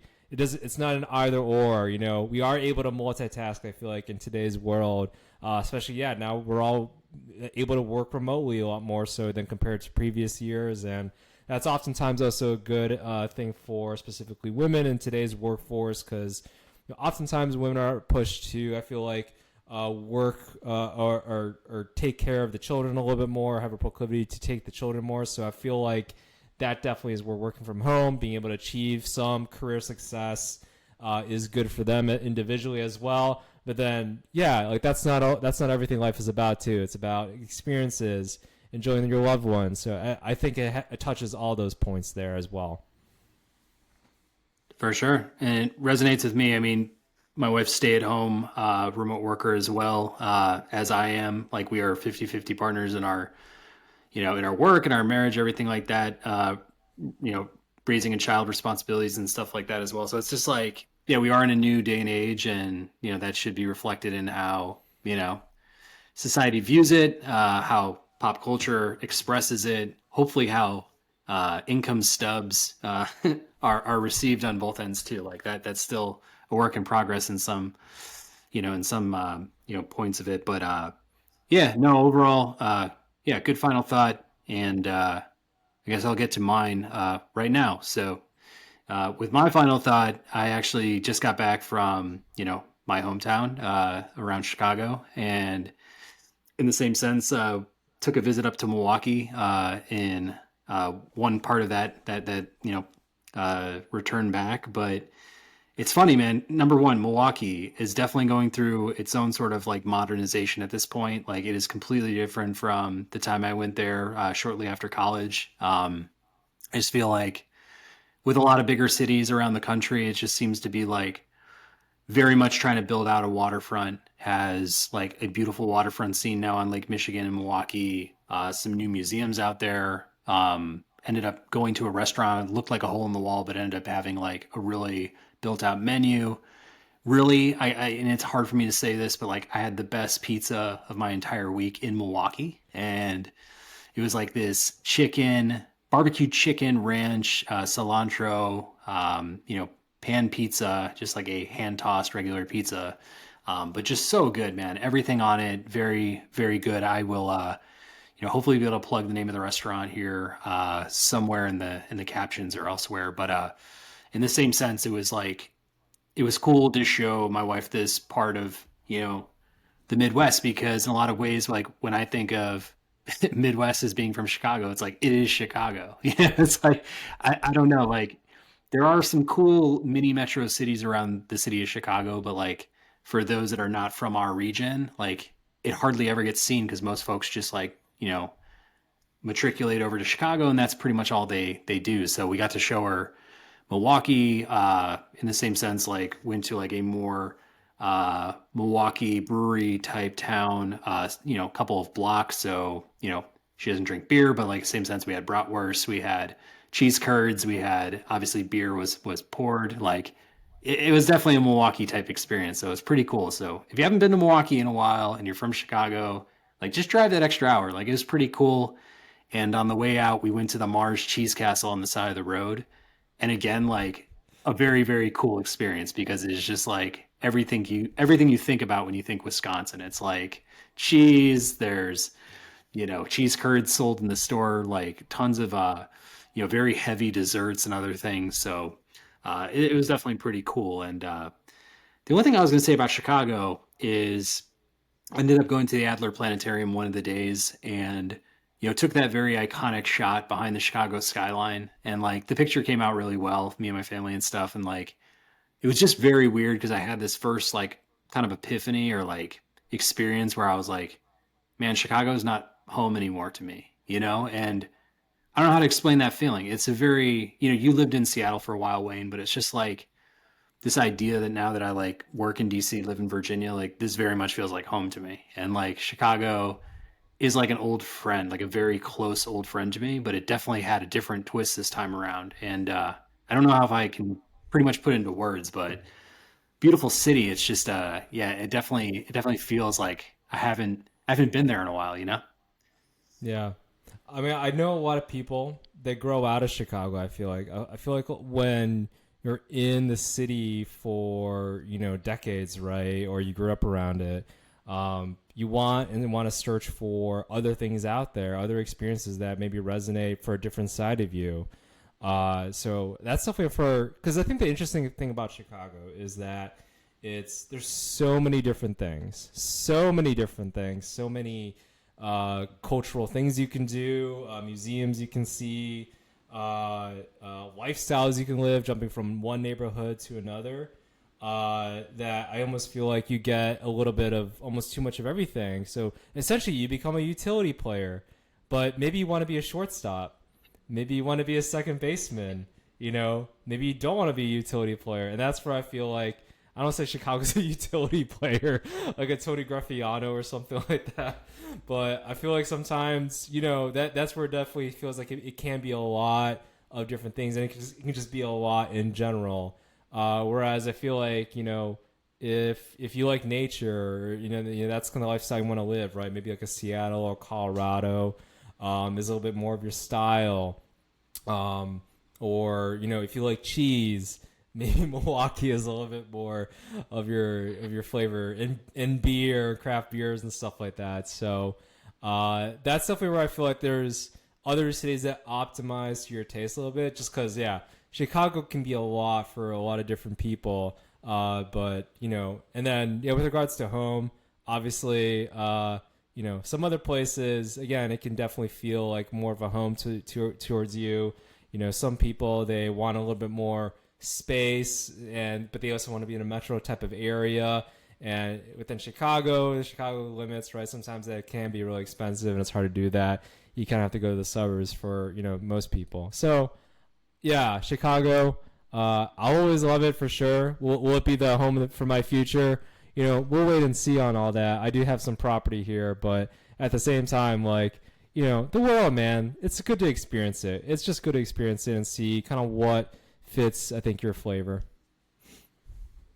Yeah, and I think to some of your points about the city itself, it has so much culture. It has so many different neighborhoods. It's so vast when you think about like population size, but then just also like landmass and stuff for a major city. Like I think what it did for me, like living there, and not everybody who like is from around the Chicago area actually gets a chance to like live in the city, work in the city, maybe go to school in the city, and it's like for me, it sparked like a lot of curiosity, especially when I was younger. I was so invested in what was actually happening around the neighborhoods and like getting a flavor of all the different cultures and stuff that it like made me want to go like abroad and made me want to live in other cities or work in other cities and try other things. And yeah, I think that's one of the beautiful things about Chicago. And it's like, it's not forgotten. Like none of this stuff is like, and I don't jog over it like, oh, that wasn't important to me. And not that Chicago's any less because I'm not there. Like it's still an amazing place to be. But definitely just a different twist as, I've come back to visit from time and time again over the years. It's just, yeah, this time it was a little bit different when I was standing there. I was like kind of taking it. I was like, man, this just doesn't have that, that feeling you have when you're like, I'm home, or, I have active, relationships or other like active experiences going on in this city. Like those are kind of behind me in a sense. So it's interesting, man. It's an interesting part of life, but definitely enjoyed my time back. Shout out Chicago. Talk to the sports franchises, ownership groups, and executive staffs, and like please, like do us all a favor and like help us shake up those different organizations. Yeah, maybe if they start winning, maybe Chicago will feel a little bit more home. I feel like I don't know. Let's see if we can get Pat back in Chicago. Let's see if we can get some winners in here. I'll come back. I'll come back when you're good enough. No, no, We'll no. get that. We'll get that on No, quote. I We'll will get be that on back if they get in the playoffs, though. Yeah. No, I will come. I mean, if any of the teams that I care about make the playoffs, like, and I've got a chance to come visit and stuff, like, for sure, like, want to go check out the game as at a bar or go to actual game itself. But yeah. no, in any sense, no, I think this was good. Let's make it a wrap. If you are still with us, like the podcast, subscribe here on YouTube, leave us comments anywhere you're listening right now. Give us a review, a subscription somewhere. Instagram at Ball and Breakfast. Check us out on the daily. We'll have reels and other videos and content that we'll post there. And yeah, just thanks for your support, and we will catch you very soon.